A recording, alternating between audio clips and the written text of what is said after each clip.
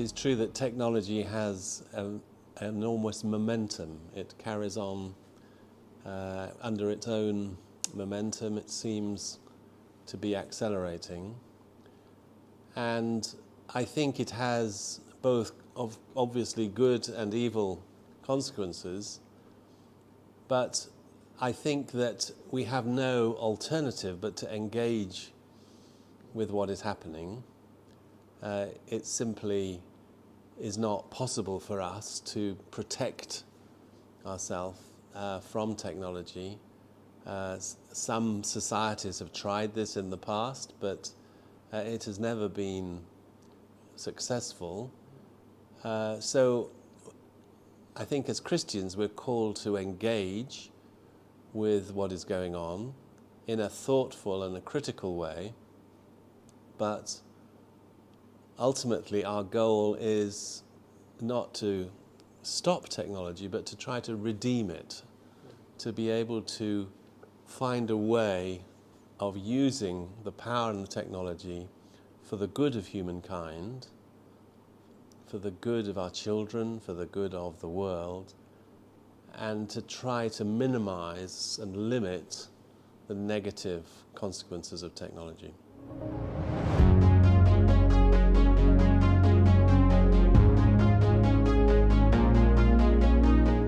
So the idea that we can use technology to improve the human body is certainly increasing in power in our society. A lot of it is coming from the USA, and especially from some very rich entrepreneurs who wish to use the technology to increase the power of their own bodies and also of their minds. And I feel that the primary use of technology should be to try to restore people to normal functioning.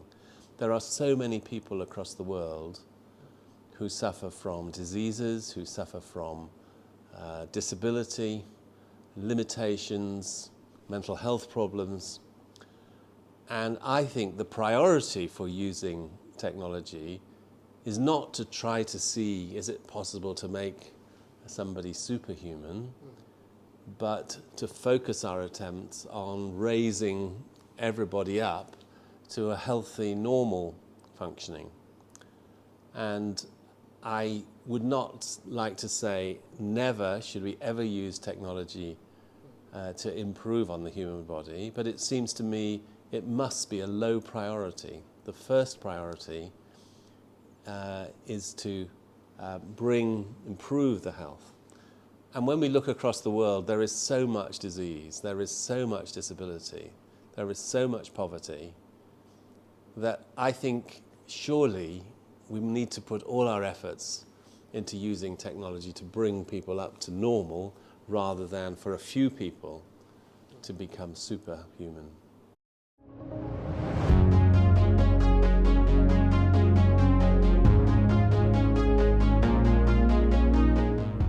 The technology is becoming available for us to change the genetic code, to try to manipulate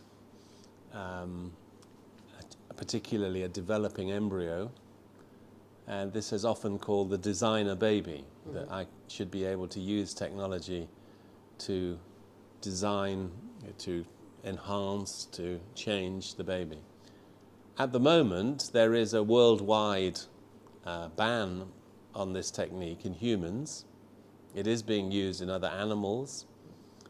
As a Christian, I have, again, very severe concerns about this, partly because of the risks. When you make a change to an embryo, you can never predict what the consequences may be, but also that because any change that is made at a very early stage in the genetics affects all the cells of the body, and therefore it is passed on to the next generation. If this person grows up and has a child, the change that has been made is passed on to their child and on to their child. So at the moment, I think it's risky, it's unpredictable.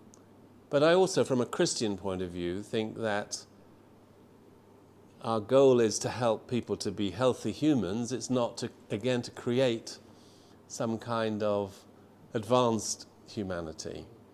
We should accept our children as God has given us, rather than to try to transform and control them. So many parents are becoming like controlling parents who wish to turn their child into something that they want. And I believe that's wrong. I think that we are called to educate our children, to support our children, but then as parents we have to set them free to become the people they are called to be, not to control them, to make them as I want them to be.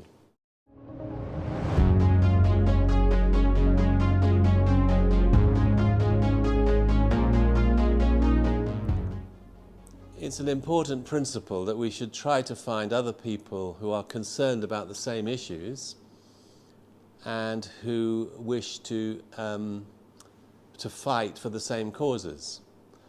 And in fact, there are many people across the world who are concerned about the power of the commercial technology companies, and they are concerned that technology should be regulated in a way to protect vulnerable human beings and to make sure that it encourages human flourishing. So there are a number of people who are not religious groups at all, but who are dedicated to working to restrict and limit the power of the technology companies. So we need to have an open attitude to find other people in our society who share our concerns. My impression actually is that there are many people, and increasing numbers of people, who are very concerned about the power of the big technology companies. So I think there are many allies there if we only will look for them.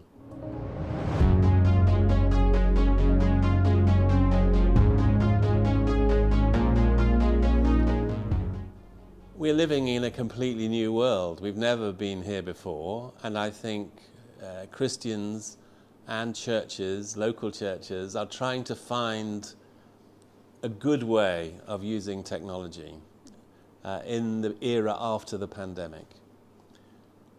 And I don't have very strong feelings, but I think we should be much more thoughtful and questioning about how we use technology. You know, sometimes, in some places, you go into a church and it's a bit like a television studio. There are lights, there are monitors, there are microphones, there's technology. And although all this technology is supposed to be helping, I can't help worrying that actually it is giving a different message. Is a television studio the best place to worship the living God? Or is all this technology in some way distorting or twisting the way we are behaving as Christians? So I think you may be right. I think that some churches might be called to a particular ministry using the web, the internet, for ministry and communication. But I think many churches may start to decide it's best to go back to the old-fashioned simple route of meeting together without technology, face to face. It's very interesting to me that the central act of Christian worship, which is the Holy Communion, the breaking of bread, is something that cannot be mediated by technology. The whole symbolism of the breaking of bread is that we are together physically and we physically share in this meal together as we celebrate the death of the Lord Jesus. And I think that says something very significant about what is at the heart of Christian worship.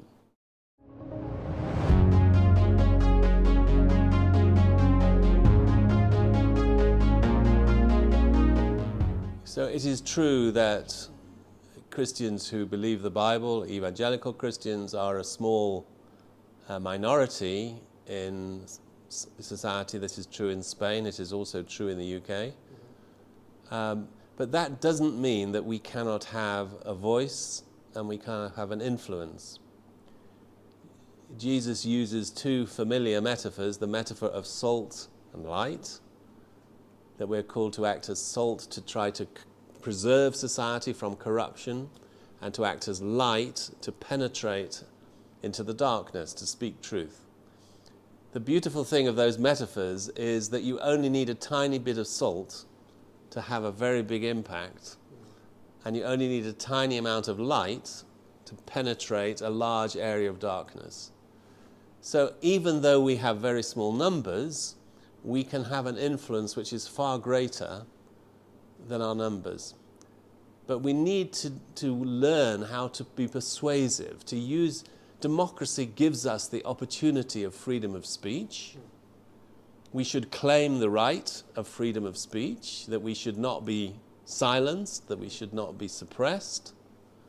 But we need to learn to speak in a way which is persuasive, in a way that is attractive.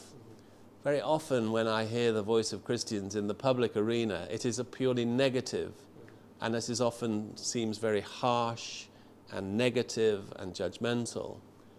I think we need to find a way of speaking in a much more positive and attractive way. Whenever we say that something is wrong, we must immediately say, and here is a better way. Here is a way of dealing with this problem which matches with Christian thinkings, but which provides positive, practical solutions.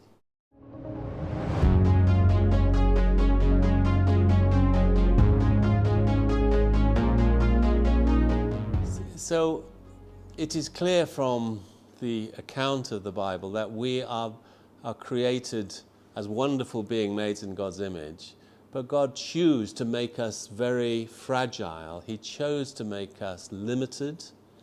He chose to make us vulnerable. He chose to make us dependent. And he never really explains why. The scriptures never really explain why he chose to make us this.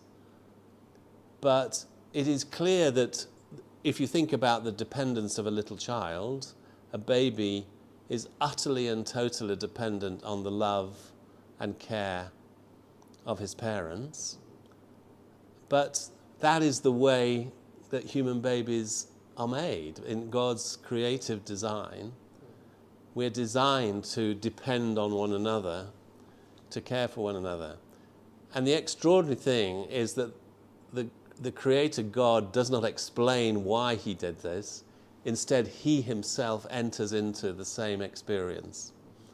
And so he, in his own body, Jesus experiences what it means to be a baby. He experiences dependence.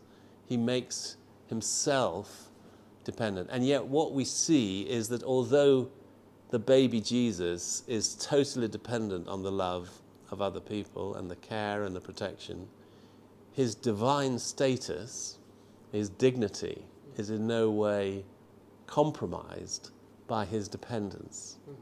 And so we learn that dependence does not reduce our humanity. It does not diminish who we are, because God himself has experienced the same. And as somebody said, there's nothing we can experience in our life that God himself has not experienced in the person of Jesus. He will be with us in the darkness of the tomb as he was with us in the darkness of the womb. He has been through the whole of the life course, and he will walk with us as we go through it the same.